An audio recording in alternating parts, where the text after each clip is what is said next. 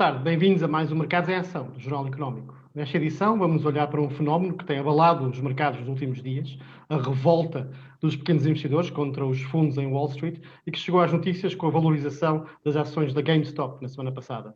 Vamos olhar também para os resultados das grandes tecnológicas que multiplicaram os lucros em tempo de pandemia.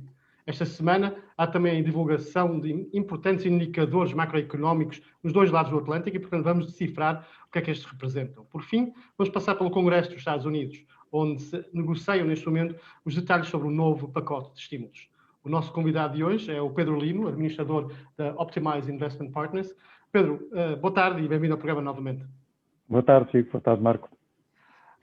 Pedro, não podíamos senão começar com o fenómeno GameStop, digno de um filme de Hollywood. Vou tentar resumir para os nossos telespectadores antes de fazer a pergunta, de forma sucinta.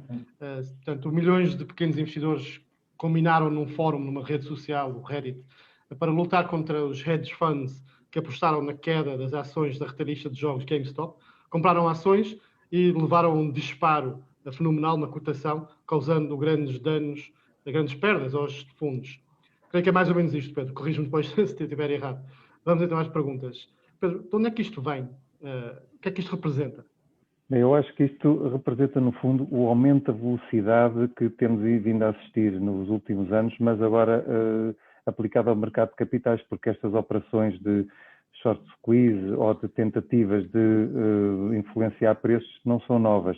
Agora, aqui o que é novo é esta, no fundo, democratização e o acesso ao mercado de uma forma mais fácil, onde as redes sociais começam cada vez mais a ter a possibilidade de ter impacto, depois plataformas onde os clientes ou os investidores podem fazer transações de uma forma muito rápida, e aqui o que mudou foi mesmo a velocidade com que se alteraram. Por exemplo, a GameStop transacionou 5 vezes o volume de ações disponíveis num dia. A AMC, que é outra de cinemas, que também esteve na baila, também transacionou cerca de 5 a 6 vezes o volume total de ações num só dia, ou seja, o day trading e o facto de ser fácil hoje às pessoas poderem aceder às plataformas foi algo que mudou. Não nos podemos esquecer que o confinamento também tem um efeito muito substancial, porque nós temos vindo a assistir a uma subida dos investidores que estão interessados em mercado de capitais, isto já desde o início da pandemia, ou seja, há cada vez mais interesse, e principalmente dos investidores americanos que aproveitam plataformas como a Robinhood, cujo anúncio do custo é zero, depois já lá iremos, mas que recebem também uma parte dos cheques e dos incentivos e estão, no fundo, a investir e, neste caso, provavelmente o termo aplicar-se-á melhor, fazer apostas no mercado. E, no caso da GameStop, o que aconteceu foi conjugar dois tipos de short squeeze ou de operações, que é, por um lado,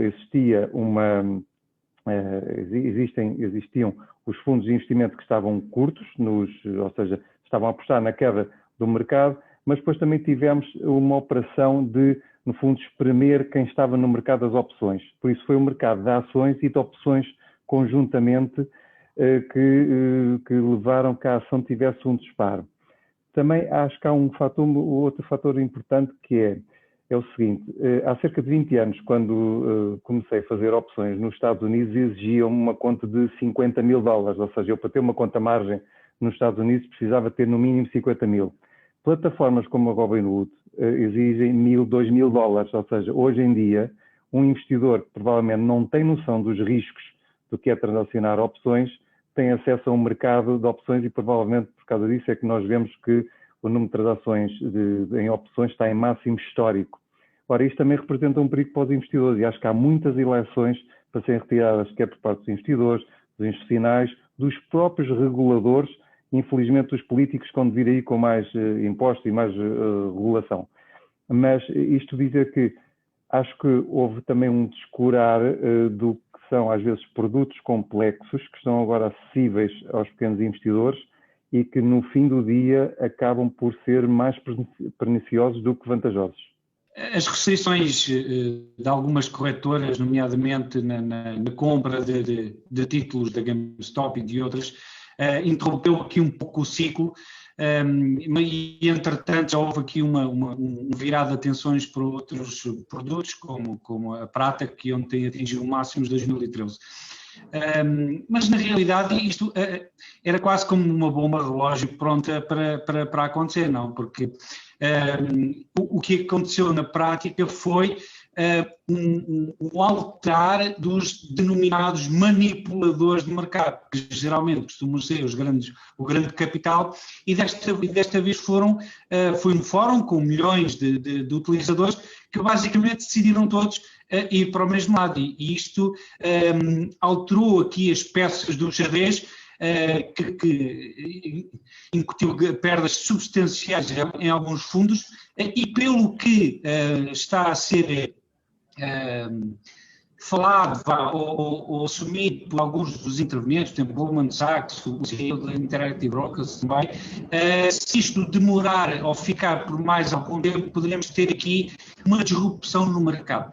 Achas que isto é um movimento único ou foi apenas um statement, como disse um dos fundadores deste fórum? Eu acho que podem existir mais tentativas e, no fundo, o que é que este grupo identifica? Neste caso, identificou ações que são mais fáceis de terem oscilações, que são quando são aquelas onde os fundos estão mais vendidos e existem menos ações disponíveis. Mas eu não creio que isto seja possível ser ampliado e, por exemplo, na prata, eu receio que o filme possa não acabar bem.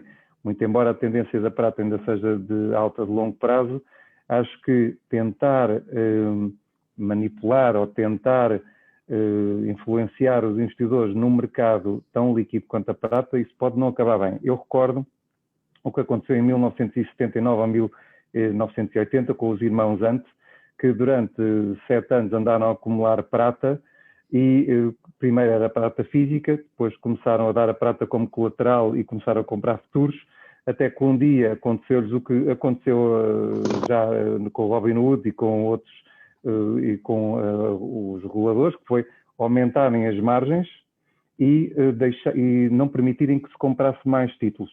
Eles, por outro lado, também tiveram o azar que, na altura, o Sr. Volcker da Reserva Federal subiu as taxas de 10% a 20% e, consequentemente, deixaram de poder comprar prata e a prata dos 10 disparou até aos 50 e depois veio outra vez por aí abaixo. Nós já começámos a assistir a alguns destes movimentos, que foi restringir a compra de ações. O que quero dizer é que estes movimentos podem até correr bem uma ou duas vezes, mas o problema depois é o entusiasmo. E as pessoas, quando se entra no entusiasmo, quando deixamos que a parte emocional, que é isto vai para a Lua, nada vai para a Lua, porque se a empresa de última análise quisesse, era muito simples, era emitir ações, porque ao contrário do Bitcoin, eu acho que as pessoas estão a confundir um pouco o Bitcoin, aquilo ainda está limitado a 21 milhões. A emissão de ações, basta a Assembleia de Acionistas ou os administradores se reunirem e dizer, olha, nós queremos emitir ações e vem aí milhões ou dezenas de milhões à pasada, isto é o que nós quisermos de papel. Só não fazem isso, e acho que a empresa não fez, porque também sabe, nos Estados Unidos as coisas e o sistema judicial funciona de uma forma diferente, que é, eles se calhar sabem o que é que têm dentro da empresa e não se podem pôr também a vender ações à maluca, porque depois provavelmente iam ter que fazer como a Hertz fez, foi cancelar uma operação. A Hertz, também, se bem se recordam, há cerca de 4 ou 6 meses, estava falida. Houve também uma tentativa, um movimento de short squeeze de $1, as ações foram a $7 e a empresa, uma semana ou duas depois, disse muito bem, então eu vendo 500 milhões de dólares de ações.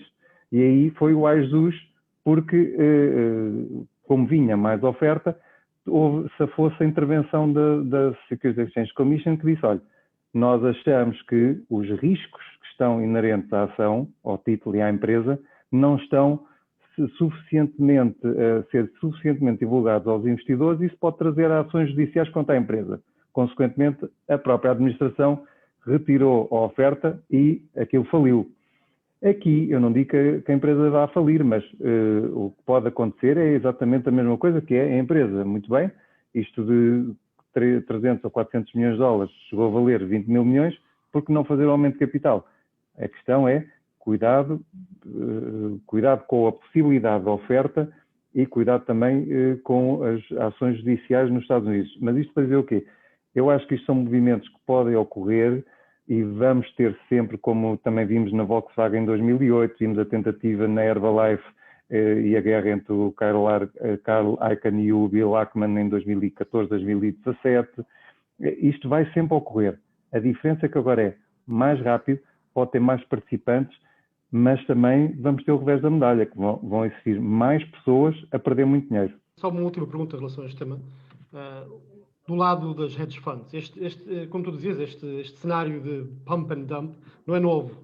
E no passado, por exemplo, na altura dos dot-com, eu lembro-me que houve alguma da queda foi causada por um repentino aumento de investimento de retalho e com estes movimentos, que eram pequenos na altura e focavam em empresas ainda mais pequenas para fazer rapidamente algum retorno e depois lá abandonavam. Desta vez foi um bocadinho mais massivo, chegou à atenção mais rapidamente, tal como acontece mais rapidamente, também chega à atenção mais rapidamente, obrigou 2 hedge funds relativamente grandes a fazer perdas de 100% nesse investimento, pelo menos. Uma delas já disse que nunca mais vai fazer shorts, que é interessante, que começa a falar sobre o long game, que depois do leite derramado já é mais fácil falar, Sim. não é?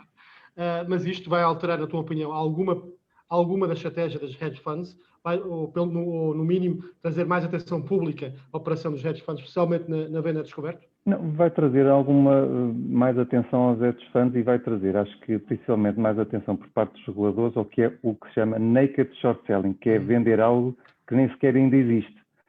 E provavelmente isso na Europa foi banido, na sequência, aliás, em 2008, quando na sequência do caso Volkswagen, o senhor que estava a shortar, a vender ações da Volkswagen, depois suicidou-se e na realidade ele, uns meses depois, tinha razão, porque ele estava a vender ações quando estava Lehman Brothers a falir, estávamos perante um abrandamento e uma recessão económica e o que é facto é que ele teria razão uns anos mais tarde. O problema do mercado é que temos de ter dinheiro suficiente para manter a nossa razão e às vezes, neste caso, ele estava a vender algo que não tinha. E acho que provavelmente vem por aí mais regulação. Bem, os políticos esses ontem já vinham com taxas, esses só inventam impostos e estavam já a falar em provavelmente colocar uma taxa sobre transações financeiras nos Estados Unidos, que acho que não passará. Agora, os reguladores, nós vamos ter, acho que, mais regulação, principalmente para os hedge funds e até para a quantidade de ações que estão disponíveis para venda, por forma a evitar vendas de títulos que não existem. Eu quero também recordar uma coisa, para além dos hedge funds terem sido os mais prejudicados, houve outros fundos de investimento que foram muito beneficiados. A BlackRock detinha 12,33% da GameStop. Nós não sabemos se ainda tem ou não, mas se houve alguém que fez dinheiro foi a BlackRock, a Vanguard, a Fidelity. Eles em conjunto tinham 40% do capital da empresa. Por isso, há aqui também, não é só os pequenos, mas há aqui uma transferência de valor entre os próprios fundos de investimento, entre classes que arriscam mais os hedge funds e outros fundos de investimento que estão mais apostados no longo prazo. E esses fizeram fortunas. Falando em fortunas, vamos falar das tecnológicas norte-americanas que estão literalmente numa espécie de festival de lucros na época de resultados. Na semana passada já a Microsoft, a Apple, a Facebook e antes disso a Netflix já tinham divulgado recordes para todos os gostos, seja de receitas, lucros, número de utilizadores, tudo o que aparece é um recorde. E hoje seguem-se a Amazon, que deve ter números excepcionais, e a Alphabet, dona da Google também. Estes resultados, de uma certa forma, confirmam que estas empresas beneficiam da aceleração da transição digital com a pandemia, isto é óbvio. Mas a minha pergunta é a seguinte: este crescimento fenomenal vai causar alguns problemas, na tua opinião? Vês a administração Biden, por exemplo, a impor algum controle, seja via regulação ou impostos? Eu acho que provavelmente vamos ter uma tentativa de criar impostos sobre as grandes tecnológicas, que era algo que a administração Trump via com maus olhos. Aliás, quando a França tentou criar esse imposto sobre as grandes tecnológicas americanas, tivemos a guerra do queijo e do champanhe, etc., que Trump subiu as tarifas. provavelmente Biden terá uma maior abertura para o pagamento para que estas empresas paguem mais. Mas eu diria que em termos de acionistas, em termos de quem tem ações, que acho que é o que interessa, estas empresas, mesmo que coloquem uma taxa de 4% ou 5%, que acho que era a taxa que estavam a falar, o que é facto é que a pandemia vem antecipar em 5, 7 anos a adoção de tecnologias e de novos métodos de trabalho que nós iríamos ter, e por isso com essa antecipação também vamos ter antecipação de rendimentos.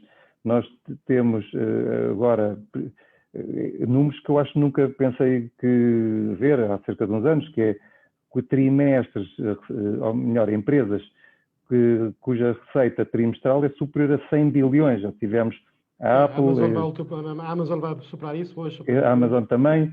Ou seja, são empresas que estão a ganhar uma escala e uma dimensão que não vai ser pelos impostos, acho eu, que as vão conseguir parar, porque elas estão um pouco por todo lado. Hoje a Apple parece que não, anunciou que ia também para construir carros elétricos em 2024, se não estou em erro, e isto no fundo são empresas que têm dados.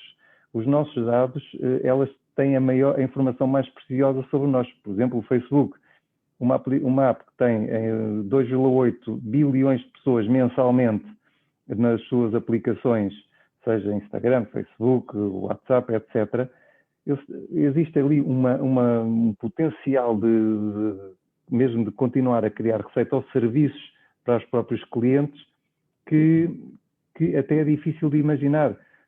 Mesmo nós no escritório, as empresas, a adaptação que estamos a fazer, seja a utilização da cloud, videoconferências, toda a alteração de método de trabalho, tudo isso acaba por beneficiar estas tecnologias. Por exemplo, a Amazon temos que pagar mais, a Microsoft temos que pagar mais licenças, mais terminais, mais programas, a Adobe a mesma coisa, a Amazon o comércio à distância, o comércio eletrónico saiu fortemente beneficiado, e depois são hábitos que eu acho que vão perdurar.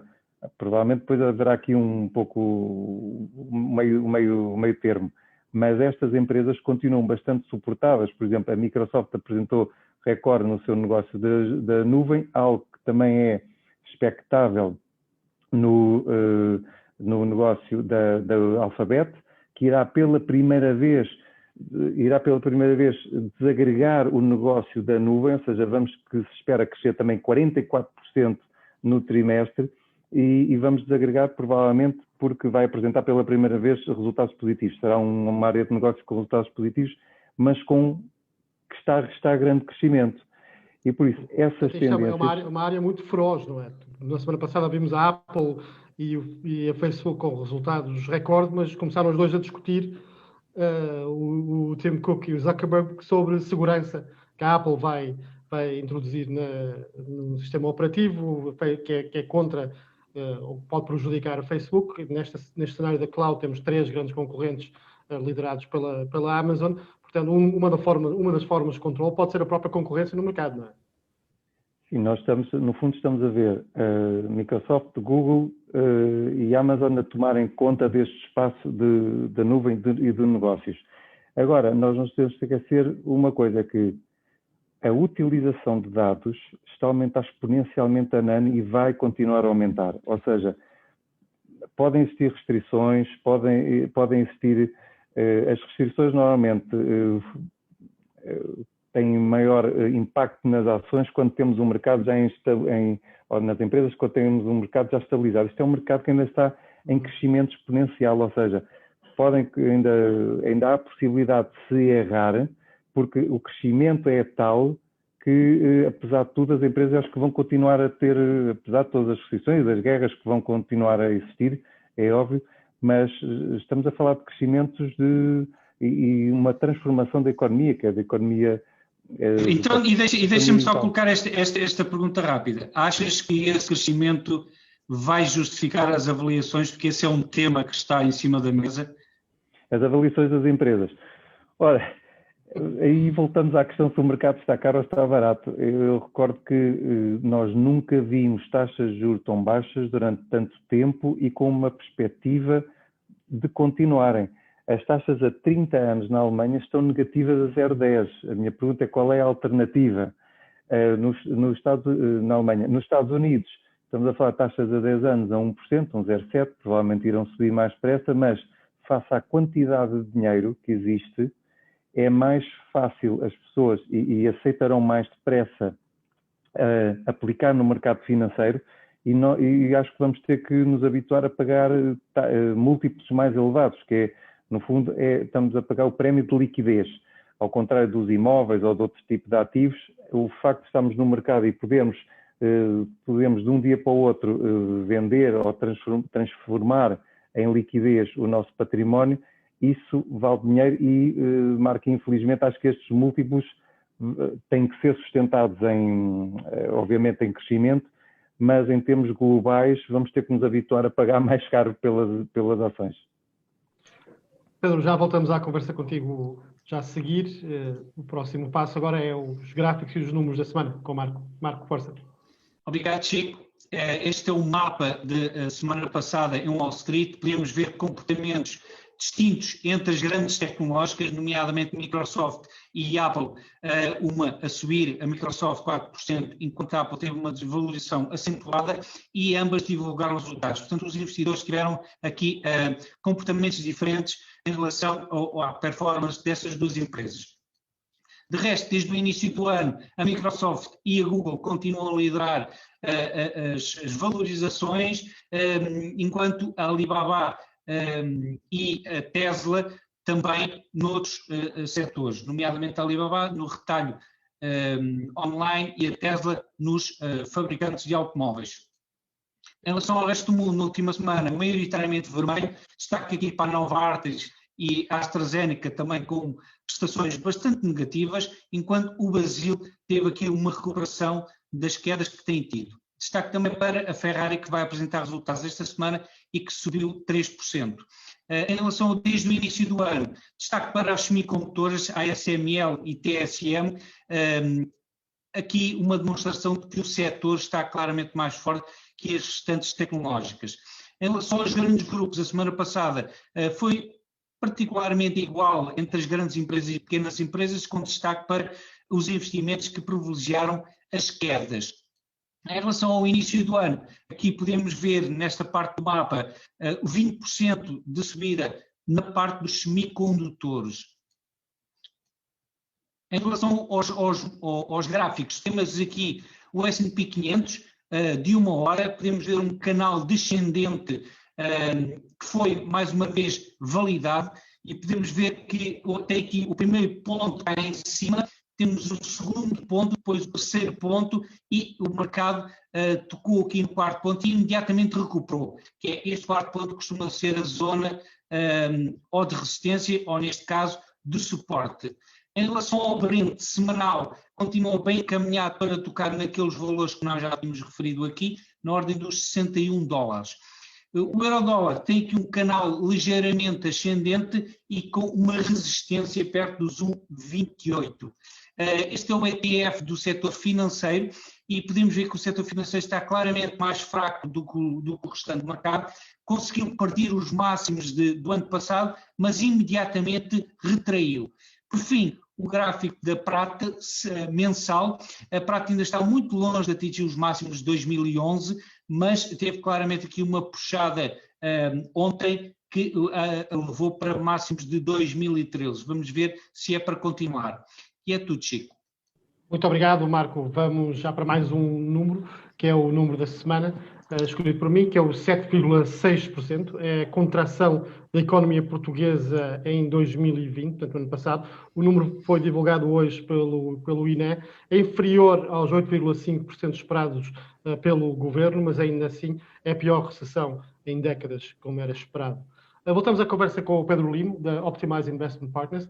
Pedro, vamos falar sobre os indicadores desta semana. Há muitos indicadores. Pondo à lupa um bocadinho, para começar, o quarto trimestre em Portugal, o PIB aumentou 0,4% em cadeia, de forma algo inesperada, mas na zona euro houve uma queda de 0,7%. Estes números terão sido por Portugal, eventualmente no quarto trimestre, ter sido mais lento a implementar medidas de confinamento, na tua opinião? E será que a situação poderá ter invertida no primeiro trimestre? O que é que podemos esperar daqui para a frente? Eu asseguro que a atividade económica é diretamente proporcional ao crescimento do PIB, por isso provavelmente o facto de termos confinado mais tarde ou adotado menos restrições, mesmo na época de Natal, provavelmente isso implicou uma melhoria da atividade ou uma atividade ligeiramente superior. Eu recordo também países como a Espanha, a França e a Alemanha também tiveram algumas surpresas no último trimestre. No caso da Alemanha, teve muito a ver com as exportações e tem a ver também com a manutenção do crescimento do mercado chinês. No caso francês também, não só o consumo interno, como também um pouco as exportações. E no caso da Espanha, que optou neste momento por não fazer um confinamento geral, como tinha feito também em abril e maio do ano passado, isso teve um impacto positivo, ou melhor, no começo do ano o PIB não decresceu tanto, mas eu acho que sim, tem a ver com o facto das economias estarem menos fechadas. Eu recordo que o BCE já tinha alertado que novembro foi um mês onde se deu uma inversão em termos globais da atividade económica da zona euro, porque a Alemanha começou logo com esses confinamentos e provavelmente o que nós vamos ter é um primeiro trimestre pior, o primeiro trimestre de 2021, porque estamos a ver as economias mais fechadas, a Alemanha irá confinar provavelmente até fim de março, França igualmente, até os restaurantes estão fechados e estão agora a tentar algumas medidas para reabrir pontualmente. Portugal acabou também por ficar fechado e iremos provavelmente ficar confinado ou em restrições até março.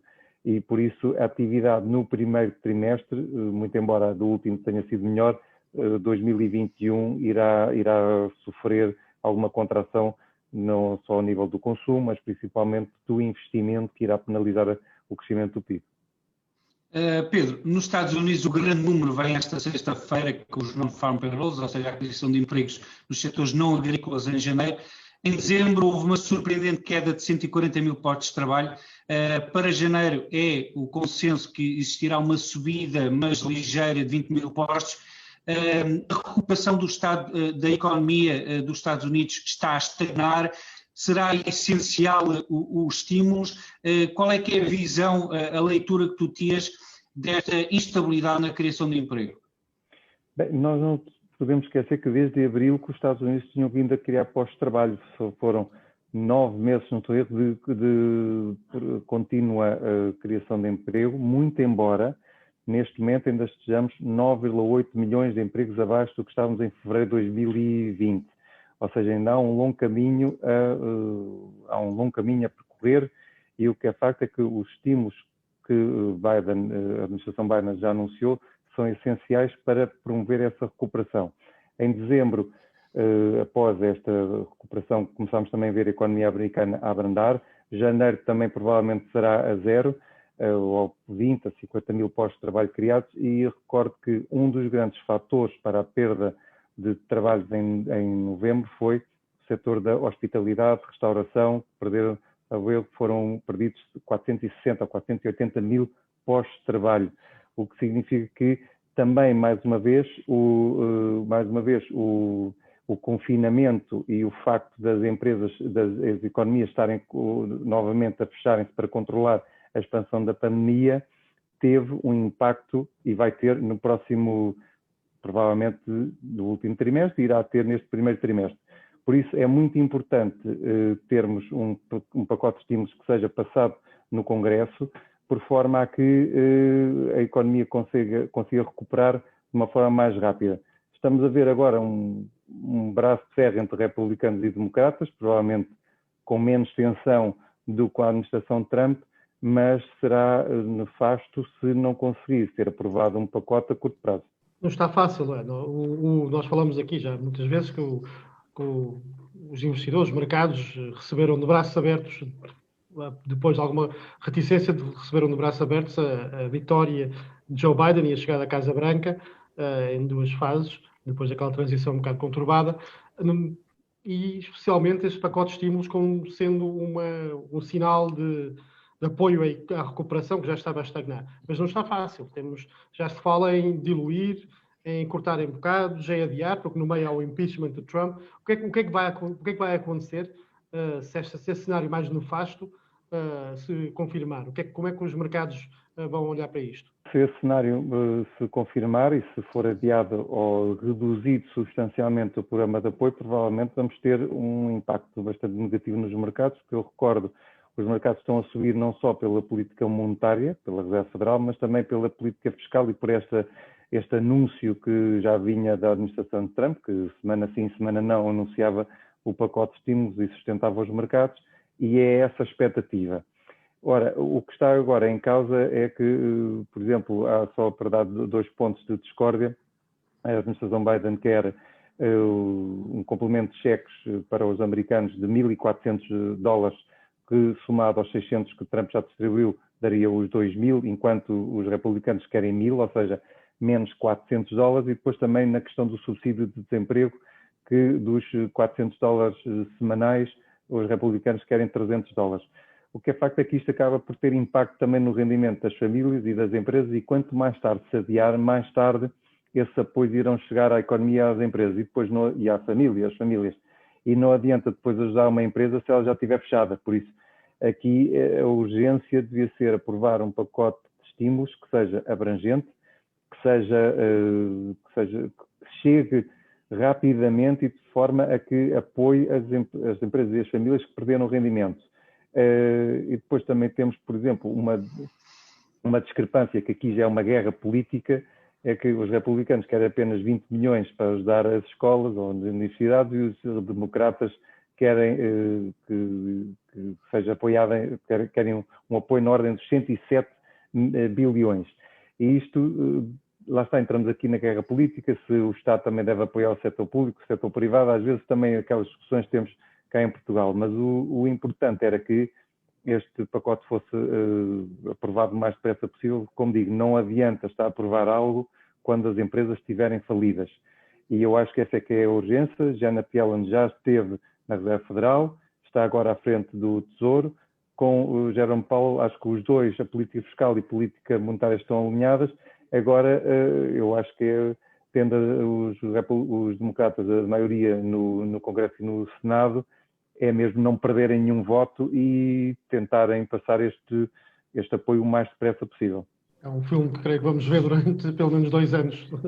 Não, mas era bom que fosse rápido, porque já agora só uma última questão. À conta disso e à conta de uma possível menor, um estímulo inferior, o dólar tem vindo a valorizar. Curiosamente, vai ser, supostamente, no próximo trimestre, vão ser emitidos menos 900 bilhões de dólares em dívida, porque vão gastar a almofada que têm neste momento, mas também com a perspectiva de, em vez de 1,9, ser provavelmente 1,4 ou 1,6, ou quererem negociar, é engraçado ver o impacto que 200 ou 300 bilhões ainda têm no mercado cambial.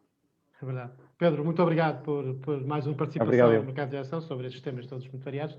Próxima oportunidade. Estamos quase a acabar o programa. Marco, protagonista da semana, se faz favor. Hoje é Jaime Rogozinski, que é um dos fundadores do Fórum Wall Street Bet e que claramente condicionou os movimentos da semana passada e desta semana também em Wall Street, e vamos ver por mais quanto tempo é que este movimento irá colocar títulos nas manchetes dos jornais e da conversa entre os principais players.